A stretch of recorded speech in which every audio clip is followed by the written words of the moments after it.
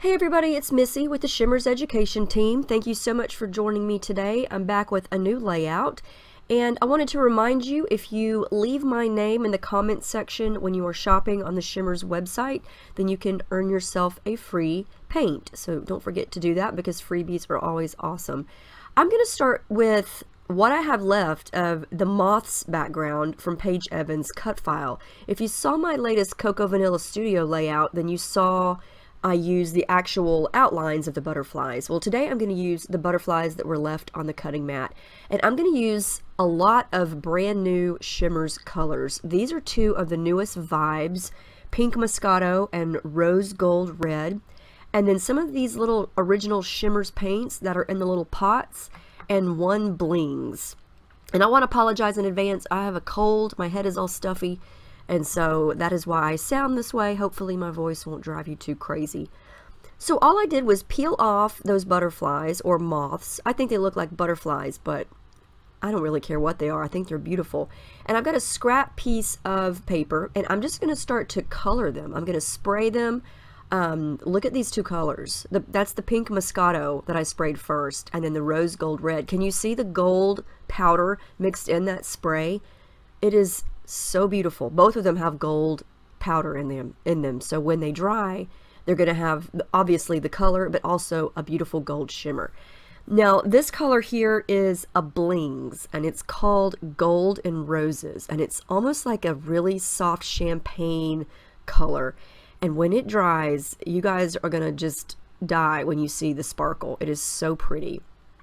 Now this color here is golden yellow. It's called Christmas Cheer, and it looks really yellow, and it does have a yellow tone to it, but it's more of a golden yellow. And when it dries, again, it's very, very sparkly. Everything that you see here in these little pots, the paint is a lot thicker than the inklings or creamies and the sprays, and it's just got this shimmery glitter mixed in with it that is so gorgeous. This is called Moon Rock, the color that I'm using there. And it's got a gold tint to it, but also kind of like a platinum color kind of mixed in. And this pink one is called Moulin Rouge, soft glittery pink. You're really going to be able to see these later once they're dry. They are so sparkly. I can't say that enough.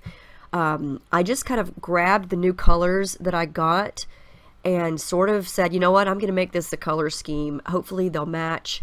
And this is something to be careful about. Sometimes your bottle, the nozzle at the top may get a little bit loose, and when you go to mix up your paint, it may leak. That's what's happening with my bottle there. I need to look at it and probably rinse it out. So I kind of did some splatters there that I wasn't planning on doing, but that's okay. So everything's kind of dry, and I'm just kind of going back and doing a second coat on some of these, and then doing a little bit of mixing and matching with the colors. So this is going to wind up being a pinkish neutral gold with a little bit of yellow thrown in. Yeah, that didn't even make any sense, did it? But you can see here the colors that I'm using, and I think they look so pretty together. And I really only use cardstock. I use a couple of embellishments for this layout, but I don't know, when I go to make my layout for this team, I'm just inspired to start from scratch. That's what I like to call it. And that means I just use a cut file, or I get a fresh sheet of cardstock and just kind of create my own shapes or create my own backgrounds. And I don't really start with a collection. I like to just kind of start with the paints and the paper. And I just want to show you that you can totally make a layout without a collection. You know, I know a lot of people, it is easier, I guess you could say, to make a layout with a collection to start with because everything matches. But if you like mixed media, then this is something that you should definitely try. Just start with some white cardstock and, you know, paint it up and punch out shapes, or use a cut file like this. Yeah, just cut it on white and paint it, and you could come up with any color scheme you want.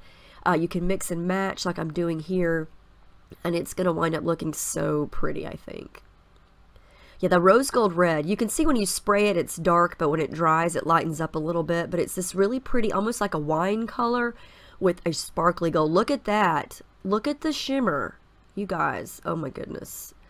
Some of these are still wet, but let me tell you, they're so pretty. You cannot go wrong with any of these colors.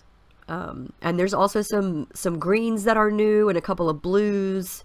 And you know I love me some blues, but yeah, I just went with this color scheme for this layout today. Thought it was really, really pretty.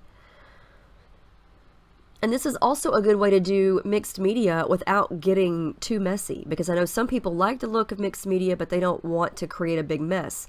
So just paint shapes, and then there you go. Everything still looks kind of messy and artsy, but it's controlled and it's within a certain shape. There you can see how everything is just so pretty, shimmery, sparkly, gorgeous. Okay, so I'm going to use this little photo strip, these funny pictures of my child. This was year and a half ago, I guess, when she had started losing her 2 front teeth at the top, and so I was trying to get her to smile so I could see her little gap at the top of her mouth, but of course she was moving around and laughing and making all kinds of kooky faces, and so I had to take like 100 pictures just to get one.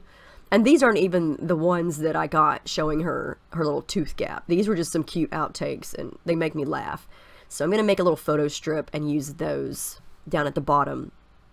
So what I'm doing here is I'm going back to that Moulin Rouge, the pink color, and I'm doing the packaging technique here. Now this paint is a little thicker than the sprays, so it's going to go on a little bit differently. If you use the packaging technique, I like to add a little bit of water to it just to thin it out, because it is a little bit thicker, but it still works really, really well, and it splatters really well.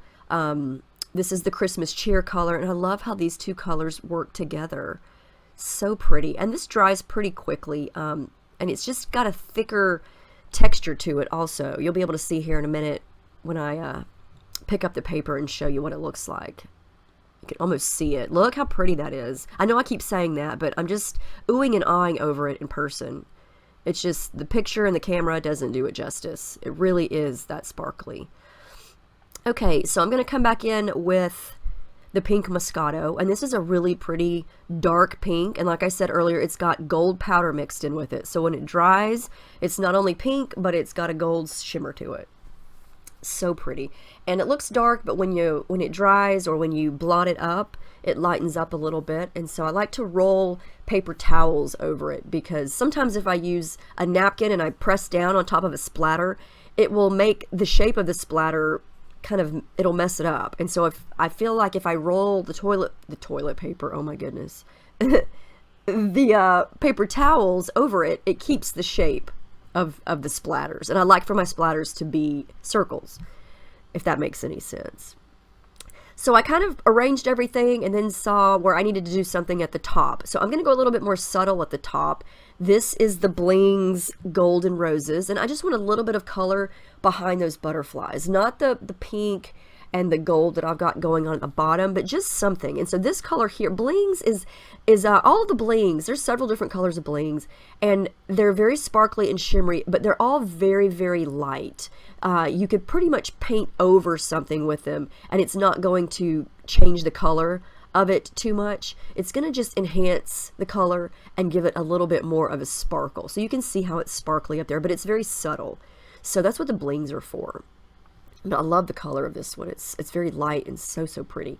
So I'm going to go back and rearrange all of those butterflies, and they're not in the same shape as they were in the cut file, and that's okay with me. I just want them to look kind of like they're flying out from behind the picture. And that's kind of like what I did on my other layout with the actual outline of the butterflies. But this just looks different because I'm using the solid shapes instead of the outline where I backed with pattern paper. So this is some adhesive foam, and since all my pictures are pretty much connected there, I'm just going to use a big piece of it to pop up the pictures. And then I went through my stash. Underneath, why is it underneath my desk? I don't know, but I have a bag of stuff, and the Dear Lizzie documentary collection was in there. And so I pulled out the 6x6 paper pad, and I'm going to use that sheet of pink. I just tore it. I had a little bit left over. It matches perfectly. And then that chipboard word crazy is from Freckled Fawn. I've had that for forever. It's on the floor over there in a little bowl underneath my desk where my cameo is. Yeah, I keep a lot of stuff on the floor. Anyway, I'm going to use that. And I tried a couple other things that I pulled out from my stash. Some more Freckled Fawn things and some crate paper random things and a flare button that I wind up not using. I do want to go ahead and stick down all these butterflies, so I add a little bit of stitching. And then to complete my title, I pulled out the crate paper Oasis stamps. I got those in a Hip Kit Club kit a couple months ago, and they are fantastic. And I'm going to use this gold ink pad that I got at Michael's, and I'm going to stamp the rest of my title. And my title's going to be crazy, but also adorable, because she's as cute as she can be, but she is kind of crazy. And, you know, she's my kid, so what can I say? I guess she gets it from me.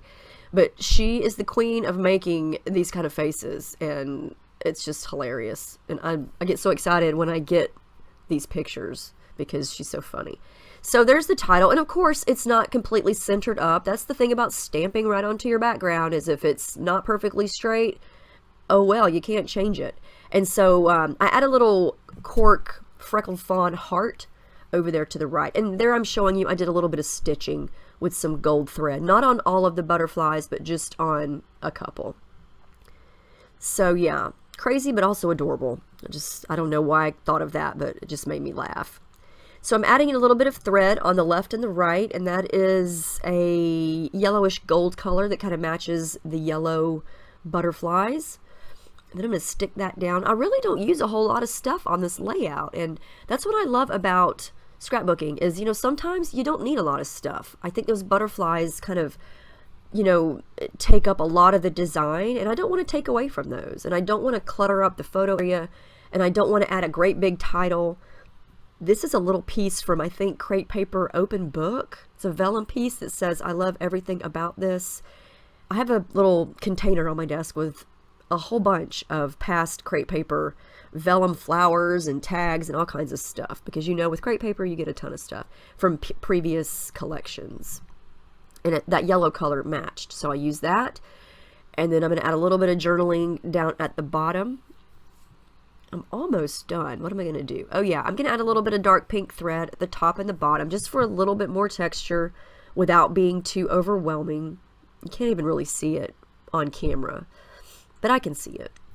And you know, I love thread. It makes me happy, and it just adds to the chaos of the background.